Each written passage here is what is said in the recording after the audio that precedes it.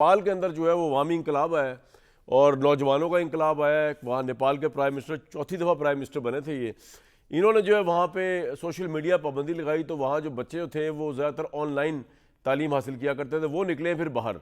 और उसके बाद उन्होंने बहुत बड़ा इंकलाब वहाँ यूँ बर्पा कर दिया कि मंडे को जो प्रोटेस्ट चला वो उसने आज जो है वो तख्ता उलट दिया। नेपाल के प्राइम मिनिस्टर मजबूर होकर उन्होंने रिज़ाइन करना पड़ गया। ये आप देख सकते हैं, इसे कहते हैं जम्मे गफ़ीर, इसे कहते हैं अवाम जब अपने राइट्स के लिए निकलती है अगर उसको प्रॉब्लम हो। मेरा तो खैर प्रिंसिपली स्टैंस ये है कि पाकिस्तान में ऐसे हालात कभी हुए ही नहीं कि लोग बाहर निकले, वरना यहाँ तो मार्शल लॉज भी थे तो अवाम बाहर नहीं निकली।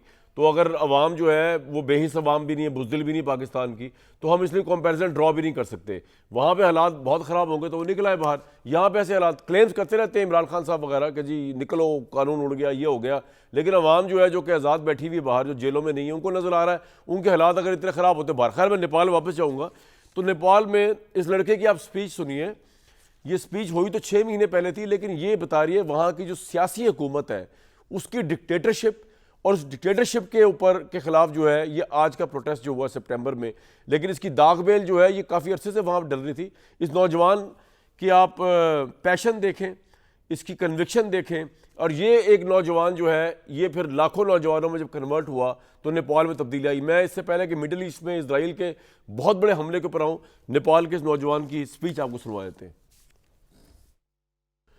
ले जनाब, ये होती है उसने जो हुक्मरानों की करप्शन है उसके ऊपर बात की। उसने कहा यहाँ एक ख्वाब के साथ खड़ा हो, नया नया नेपाल बनाने का ख्वाब, मेरे दिल में उम्मीद जज्बे की आग जल रही है, दिल बोझल है क्योंकि ये ख्वाब हाथ से निकलता महसूस हुआ।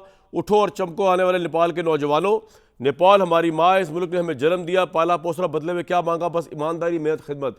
वहाँ की मैसिव करप्ट गवर्नमेंट के खिलाफ ये प्रोटेस्ट था बेसिकली। और उन्होंने कहा कि हम सियासी जमातों की खुदगर्ज खेलों में फंसे हुए, करप्शन ने ऐसा जाल बना दिया, हमारे मुस्तकबिल की रोशनी बुझा रहा है।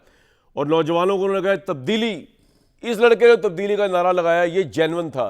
यहाँ पे इतने फेक नारे लगे इस मुल्क के अंदर तब्दीली के कि उन नारों की वजह से इसलिए कोई चेंज नहीं आई कि वो सारे फेक थे, वो सारे अपने इंटरेस्ट के लिए थे। वो एक एलीट अगर एक को करप्ट कहा तो वो दूसरी करप्ट एलीट यानी खुद को पेश किया उन्होंने आने के लिए कि चलो जी आपने अब करप्शन किया, अब हमें मौका दो करप्शन करने का। उसके बाद अगलों ने कहा हमें मौका दो। तो तब्दीली के नारे भी यहाँ जारी लगे पाकिस्तान में।